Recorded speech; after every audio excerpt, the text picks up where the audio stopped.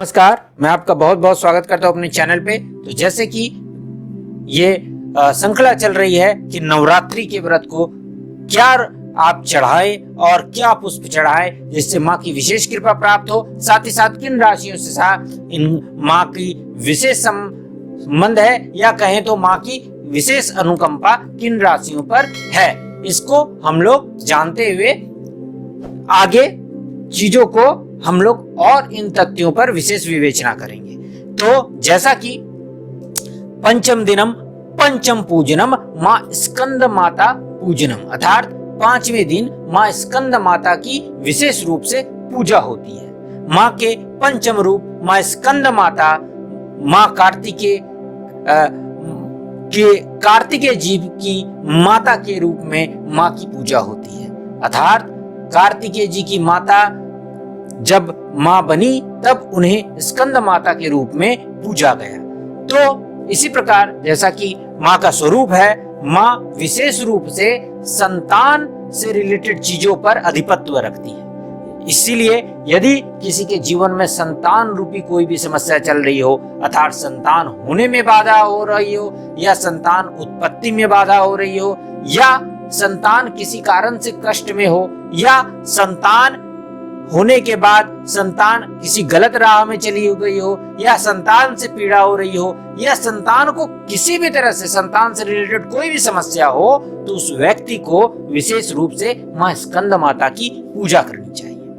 अब यदि प्लेनेट के रूप में देखें तो मंगल देव, अर्थात देवों के सेनापति मंगल देव जो हैं, और मंगल देव का सीधा संबंध माँ स्कंद माता से है, अर्थात माँ स्कंद माता का अधिपत्य मंगल देव पर है। अगर उस रूप से हम लोग देखें तो यदि किसी भी कुंडली में मंगल दोष हो या मंगल से रिलेटेड कोई भी प्रॉब्लम चल रहा हो, तो उन्हें विशेष रूप से माँ के पंचम रूप की पूजा करनी चाहिए।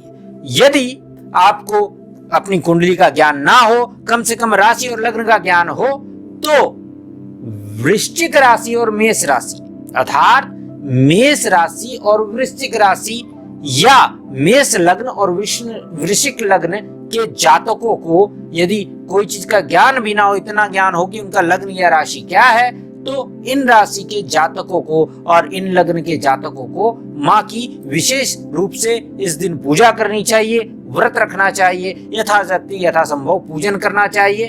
और जैसा कि मैं बता चुका हूं कि सात्विक रहना और ब्रह्मचर्य का पालन करना सबसे जरूरी है, और विशेष रूप से पूजा में आपका भाव होना बहुत जरूरी है। अब आते हैं कि माँ को क्या चढ़ाएं और माँ को कौन सा फूल चढ़ाएं, तो माँ को क्या भोग लगाएं, माँ को क्या प्रिय है, यह जानना बहुत जरूरी है। माँ को क्या प्रिय है, क्योंकि तभी तो पुत्र माँ को अर्पित करेगा। तो माँ को केले अर्थात कदली के फल बहुत प्रिय है, तो माँ को केले या कदली का फल अर्पित करना चाहिए। साथ ही साथ पीले रंग का कोई भी फूल माँ के चरणों में अर्पित कर अपनी प्रार्थना करनी चाहिए, और आपका भाव सही होगा तो माँ आपकी इच्छा पूर्ण अवश्य करेंगी। तब तक के लिए इस वीडियो में इतना ही, बस अपना भाव सही रखें और माँ के चरणों की पूजा करें। तब तक के लिए नमस्कार।